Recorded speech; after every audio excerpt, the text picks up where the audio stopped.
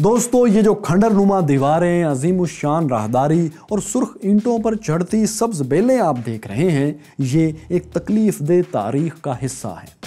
ये खंडर नुमा इमारत दरअसल 18वीं सदी का एक शानदार महल हुआ करता था, लेकिन अब इस महल का नाम नमक हराम ड्योढ़ी के तौर पर महफूज है। इस महल का ये नाम कैसे पड़ा? यहाँ तारीख का कौन सा नाकाबिले फरामोश वाक़या पेश आया था? जंगे प्लासी की शिकस्त के बाद सिराजुद्दौला पर क्या बीती और उनके आखिरी दिन कैसे थे? मैं हूं फैसल वड़ाइच और देखो सुनो जानो की मिनी सीरीज सिराजुद्दौला और मीर जाफर की कहानी की इस किस्त में हम आपको यही सब दिखाएंगे।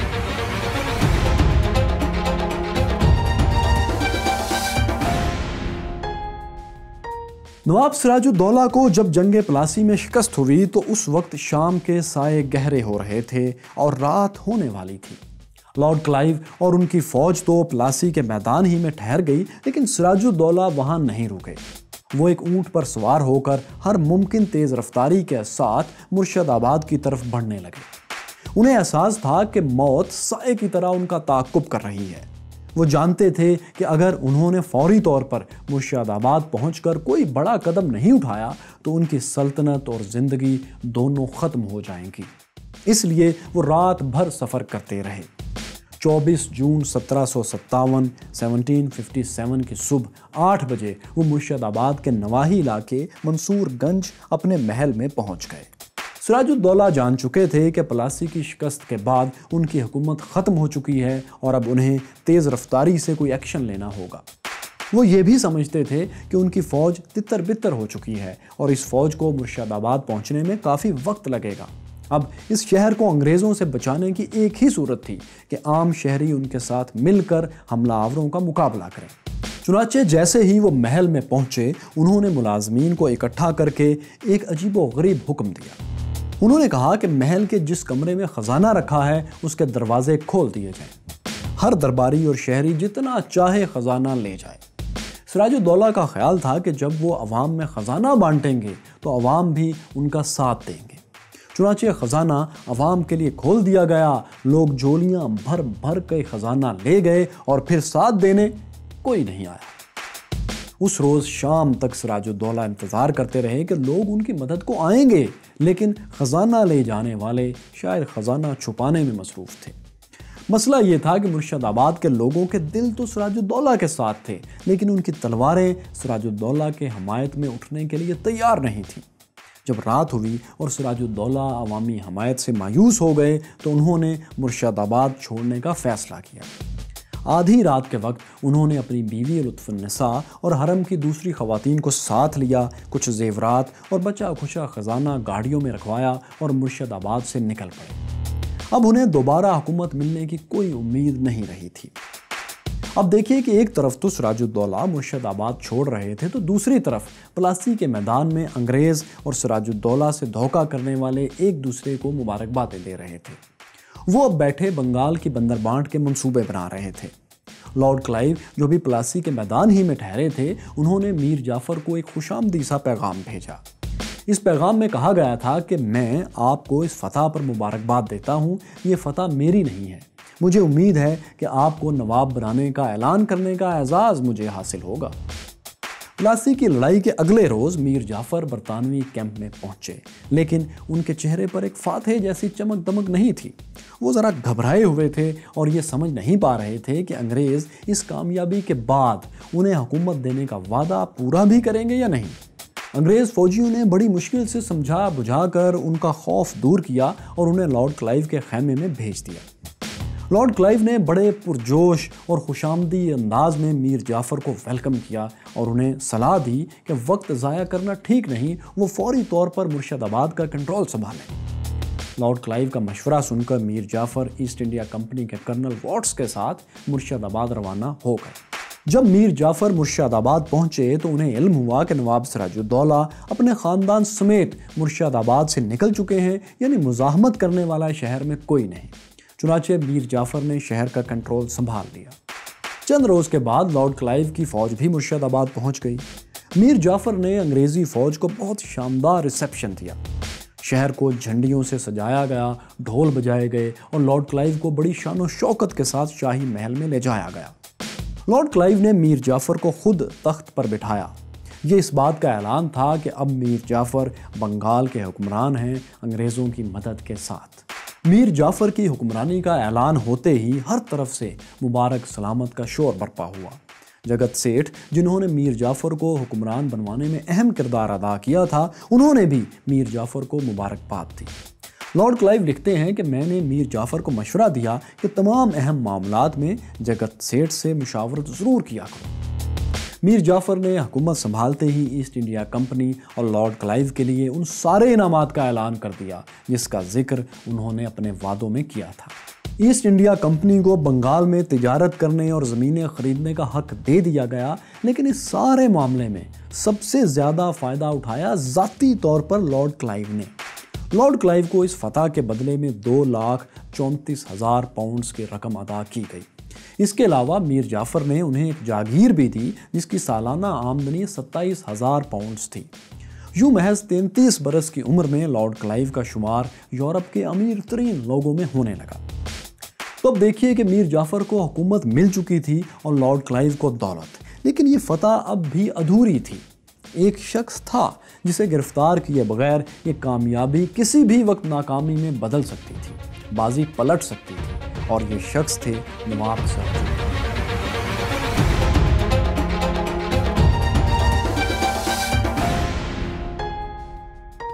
नवाब सिराजुद्दौला मुर्शिदाबाद से निकलकर पहले बगवान गोला के इलाके में गए, फिर वहां से कश्तियों में सवार होकर मगरिब की तरफ सिराज महल को रवाना हो गए। सिराजुद्दौला इस सफ़र में मुसलसल अपने फ़ौजी ओहदेदारों को खतूत लिख रहे थे और अपनी फ़ौज को दोबारा मुनज़्ज़म करने की कोशिश कर रहे थे। इसके अलावा अज़ीमाबाद यानी मौजूदा पटना से एक फ्रांसीसी फ़ौज भी उनकी मदद के लिए रवाना हो चुकी थी। अगर वो कुछ दिन और दुश्मनों की गिरफ्त में ना आते तो उनके पास अच्छी खासी फ़ौज जमा हो सकती थी, जिसके साथ वो मीर जाफ़र और उनके साथियों पर दोबारा हमलावर हो सकते थे। यही वजह थी कि मीर जाफ़र और उनके बेटे मीर मीरन ने नवाब सिराजुद्दौला को ढूंढने के लिए दिन रात एक कर दिया। मीर जाफ़र ने अपने दामाद मीर कासिम को एक फ़ौजी दस्ते के साथ सिराजुद्दौला को ढूंढने के लिए भेजा। इसके अलावा बंगाल भर में मीर जाफ़र और अंग्रेज़ों के जासूस भी नवाब की तलाश में जुटे हुए थे। सब तलाश कर रहे थे, लेकिन किसी को समझ नहीं आ रही थी कि सिराजुद्दौला को ज़मीन खा गई या आसमान निकल गया। फिर एक रोज़ मीर कासिम के पास एक खुफिया पैगाम पहुंचा और सिराजुद्दौला का पता चल गया। सिराजुद्दौला मुर्शिदाबाद से निकलने के बाद 3 रोज़ तक सफ़र करते रहे। इस दौरान उन्हें खाने पीने तक का होश नहीं था। जब वो सिराज महल पहुंचे तो इस पूरे काफिले का भूख से बुरा हाल था। जब वो दरिया के किनारे उतरे तो सिराजुद्दौला ने सब लोगों के लिए खिचड़ी पकवाने का हुक्म दिया। ये वो मौका था जब चंद मुलाजमीन के अलावा अब उनके साथ कोई नहीं रहा था। हत्ता कि उनके ससुर इरिज खान भी उनका साथ छोड़कर जा चुके थे। सिराजुद्दौला के मुलाजमीन भी एक एक करके खिसक रहे थे और नवाब ऑफ बंगाल हर गुजरते दिन के साथ तन्हा होते जा रहे थे। मुसीबत के इस आलम में उन्होंने एक बार फिर अपने पास मौजूद ख़जाने को इस्तेमाल करने का फ़ैसला किया। उन्होंने अपने मुलाजमीन और करीबी लोगों में अपना ख़जाना बांट दिया ताकि ये लोग उन्हें छोड़ कर ना जाएं। लेकिन मुर्शिदाबाद की तरह यहाँ भी ये तरकीब काम ना आई। लोगों ने सोना चांदी तो लिया, लेकिन नवाब को सहारा नहीं दिया। चुनाचे जब नवाब सिराजुद्दौला सिराज महल में दरिया के किनारे उतरे तो उनके ज़्यादातर साथी उन्हें छोड़कर जा चुके थे और अब कोई भी उनकी मदद करने वाला नहीं रहा था। सिराज महल में कश्तियों से उतरकर सिराजुद्दौला ने अपने बचे खुचे मुलाजमीन को ही खिचड़ी पकाने का हुक्म दिया था। उस वक्त एक फ़कीर, एक सूफ़ी शाहदाना वहाँ मौजूद थे। उन्होंने सिराजुद्दौला को पहचान लिया और किसी पुरानी रकाबत का बदला लेने के लिए या इनाम के लालच के लिए मुखबरी कर दी। ऐसा भी कहा जाता है कि शाहदाना ने ही सिराजुद्दौला को खाना खिलाया था और इसके बाद उन्हें आराम करने के लिए कहा था, जिसके बाद उन्होंने सिराजुद्दौला और उनके साथियों के बारे में पैगाम मीर कासिम तक पहुंचाया। मीर कासिम ये खबर मिलते ही आंधी तूफान की तरह मौके पर पहुंचे और नवाब को उनके घर वालों और साथियों समेत गिरफ्तार कर लिया। उनकी गिरफ्तारी के साथ ही बंगाल और हिंदुस्तान की आज़ादी की ये उम्मीद ख़त्म हो गई। नवाब ऑफ बंगाल अब जंजीरों में जकड़े हुए मीर कासिम के सामने पेश कर दिए गए। وہی میر قاسم جو اس سے پہلے ان کے سامنے آداب بجا لاتے تھے اور ان کی موجودگی میں ہاتھ باندھ کر کھڑے ہوتے تھے، اب سراج الدولہ کی قسمت کا فیصلہ کرنے والے تھے۔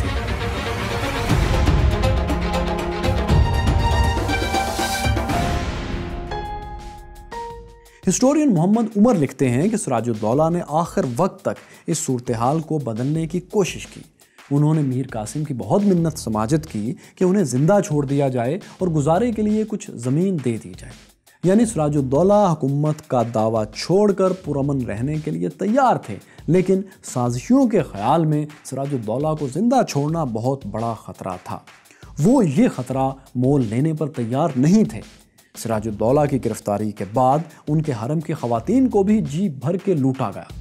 میر قاسم نے سراج الدولہ کی بیوی لطف النساء بیگم کے زیورات سے بھرا ایک صندوق قبضے میں لے لی۔ حرم کی باقی خواتین کے پاس بھی جو زیورات وغیرہ تھے انہیں باقی سپاہیوں نے لوٹ لیا۔ یوں نواب آف بنگال اور ان کے حرم کی خواتین قسم پرسی کے عالم میں زنجیروں میں جکڑ کر مرشد آباد لے جائے گئے۔ عظیم آباد سے آنے والی فرانسیسی فوج کو بھی جب علم ہوا کہ نواب گرفتار ہو چکے ہیں تو وہ بھی واپس چلی گئی۔ اب سراج الدولہ مکمل طور پر اپنے دشمنوں کے رحم و کرم پر تھے۔ سراج الدولہ کو 2 جولائی 1757 کو گرفتار کر کے مرشد آباد منتقل کیا گیا، یعنی جنگ پلاسی میں شکست کے صرف 8 روز بعد وہ گرفتار ہو چکے تھے۔ کہتے ہیں کہ جس وقت سپاہی انہیں مرشد آباد لا رہے تھے تو ان کی حالت اتنی خراب ہو چکی تھی کہ دیکھنے والے کانپ اٹھے۔ شہر میں جس نے بھی انہیں دیکھا اس کے دل میں ہمدردی کے جذبات امنڈنے لگے۔ بلکہ جب انہیں سپاہیوں کی ایک چوکی کے سامنے سے گزارا گیا تو سپاہی اپنے سابق نواب کو اس حالت میں دیکھ کر بغاوت پر اتر آئے، لیکن ان کے افسروں نے معاملے کو سمجھا بجھا کر سنبھال لیا۔ سراج الدولہ کو جعفر گنج میں میر جعفر کے محل میں لے جایا گیا۔ میر جعفر وہ شخص تھا جس کے سامنے سراج الدولہ ہمیشہ ایک حکمران کی حیثیت سے ہی آئے تھے، لیکن اس بار وہ ایک قیدی کی حیثیت سے ان کے سامنے لائے جا رہے تھے اور ان کی زندگی خطرے میں تھی۔ جب وہ محل میں لائے گئے تب آدھی رات کا وقت تھا۔ پھر یہاں جو کچھ ہوا اس کے تاریخ میں دوستو 2 ورژن ہیں۔ پہلا ورژن یہ ہے کہ جب انہیں محل میں لایا گیا تو میر جعفر اس وقت سو چکے تھے، لیکن ان کا بیٹا میر میرن ابھی جاگ رہا تھا۔ میرن کے بارے میں مشہور تھا کہ وہ انتہائی ظالم اور جابر انسان تھے۔ وہ قتل و غارت گری پر فخر کرتے تھے۔ جب سراج الدولہ کو ان کے سامنے لایا گیا تو انہوں نے سراج الدولہ کو ایک کمرے میں بند کر دیا۔ اس کے بعد انہوں نے سپاہیوں کو حکم دیا کہ وہ سراج الدولہ کو فوری طور پر قتل کر دیں، لیکن کوئی شخص بھی اس پر راضی نہیں ہوا کیونکہ بہت سوں کے نزدیک یہ ناحق خون تھا۔ لیکن میر میرن کی کوششوں سے آخر ایک شخص محمدی بیگ سراج الدولہ کو قتل کرنے پر تیار ہو گیا۔ سراج الدولہ کے لیے تکلیف دہ بات یہ تھی کہ محمدی بیگ نواب سراج الدولہ اور ان کے نانا علی وردی خان کا وفادار رہ چکا تھا۔ اس کی شادی بھی علی وردی کی بیگم شرف النساء نے ہی کروائی تھی، لیکن اس سارے تعلق کو نظر انداز کرتے ہوئے نہ جانے کس وجہ سے اس شخص نے نواب سراج الدولہ کو قتل کرنے کی حامی بھر لی۔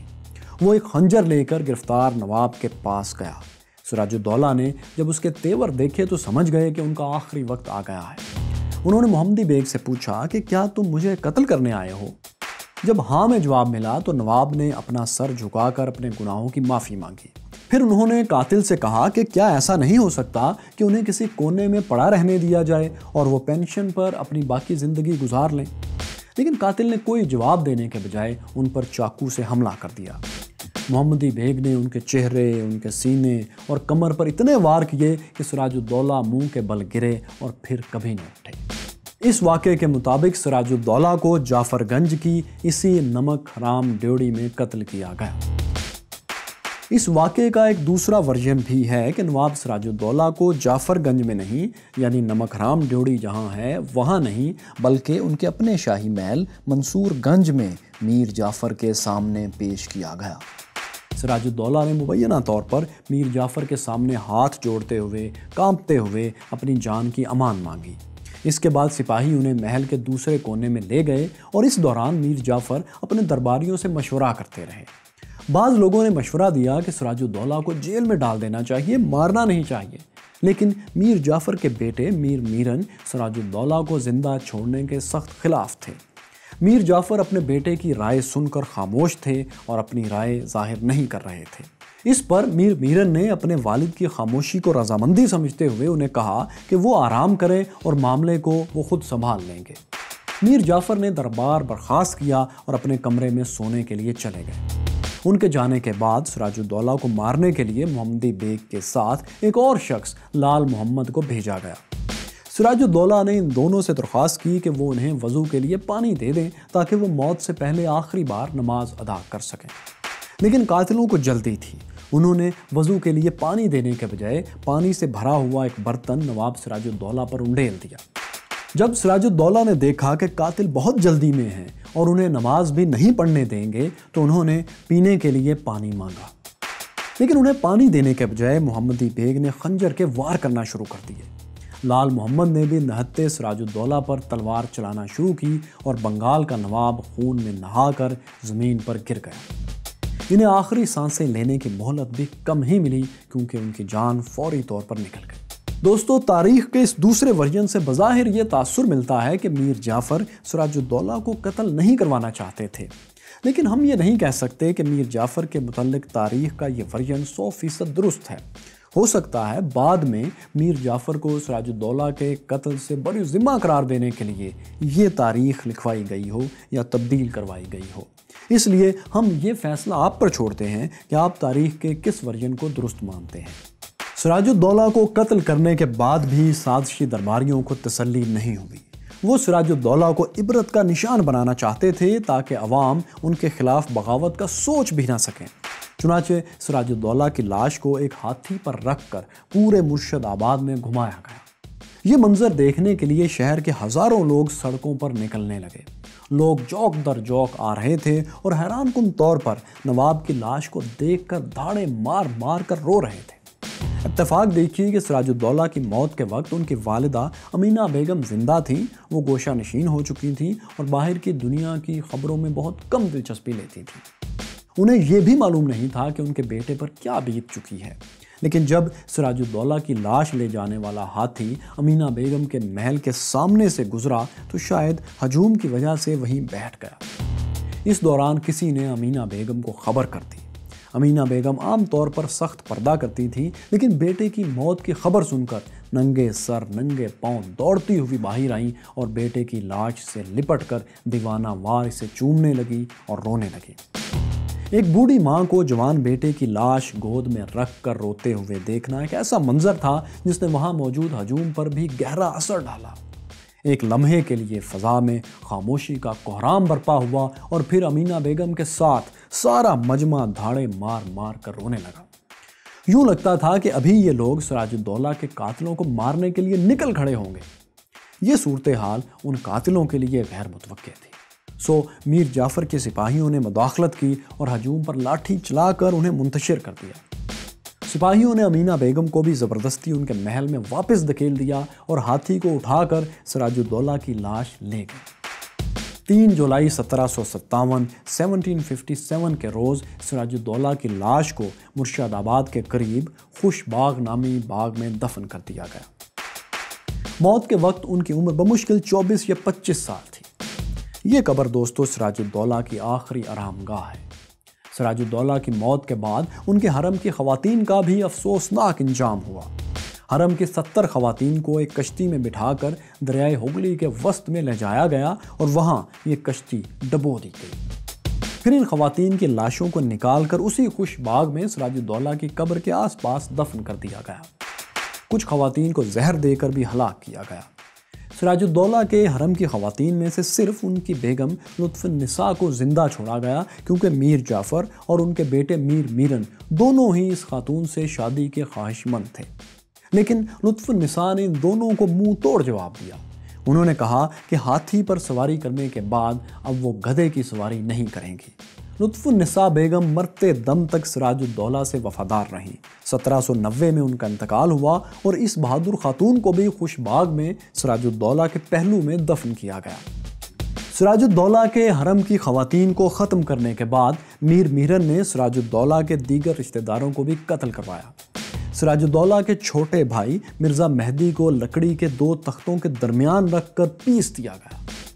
میر میرن نے اس قتل کو جائز قرار دینے کے لیے شیخ سعدی کی ایک کہاوت کو دہرایا کہ سام کو مارنے کے بعد اس کے بچے کو چھوڑنا کوئی دانش مندی نہیں۔ سراج الدولہ کے خاندان کے علاوہ ان کے وفادار درباریوں کو بھی چن چن کر قتل کیا گیا، اور ان میں وہ جنرل مہاراجہ موہن لال بھی شامل تھے جو میر مدن کی ہلاکت کے بعد فوج کے کمانڈر بنائے گئے تھے۔ کہا جاتا ہے کہ میرن کے پاس ایک فہرست ہوتی تھی جس میں وہ سراج الدولہ کے مارے گئے رشتہ داروں کے نام درج کرتے رہتے تھے۔ اس فہرست کے مطابق 300 سے زائد ایسے لوگوں کو قتل کیا گیا جن کا سراج الدولہ سے کوئی بھی قریبی تعلق نکلتا تھا۔ سراج الدولہ کو آج صرف مغربی بنگال میں ہی نہیں بلکہ موجودہ بنگلہ دیش اور پاکستان سمیت پورے بر صغیر میں ایک ہیرو کا درجہ دیا جاتا ہے۔ مغربی بنگال میں ان کے کئی مجسمے نصب ہیں۔ پلاسی کے میدان میں جہاں انہوں نے انگریزوں کا مقابلہ کیا تھا وہاں بھی ان کا ایک مجسمہ اور جنگ کے یادگاری مینار تعمیر کیے گئے ہیں۔ سراج الدولہ کی زندگی پر بنگلہ دیش اور مغربی بنگال میں فلمیں بھی بن چکی ہیں۔ جس محل میں انہیں مبینہ طور پر قتل کیا گیا تھا اور جہاں میر جعفر کی رہائش گاہ تھی اس محل کو نمک حرام ڈیوڑی کہا جاتا ہے۔ یہ نام بھی اس محل کو اس وجہ سے دیا گیا کیونکہ یہی میر جعفر کی غداری کی وجہ سے نواب سراج الدولہ قتل ہوئے تھے۔ ہسٹورین محمد عمر کے مطابق علامہ اقبال نے سراج الدولہ کے متعلق کہا تھا کہ سراج الدولہ کو ابھی ہندوستان نے پہچانا نہیں تو مرشد آباد دوسرا اجمیر شریف بن جانا تھا۔ یعنی علامہ اقبال کے مطابق سراج الدولہ ایک پیر یا ولی کا درجہ اختیار کر سکتے ہیں اور ان کے مزار کی زیارت کے لیے لوگ قافلوں کی شکل میں سفر بھی کر سکتے ہیں۔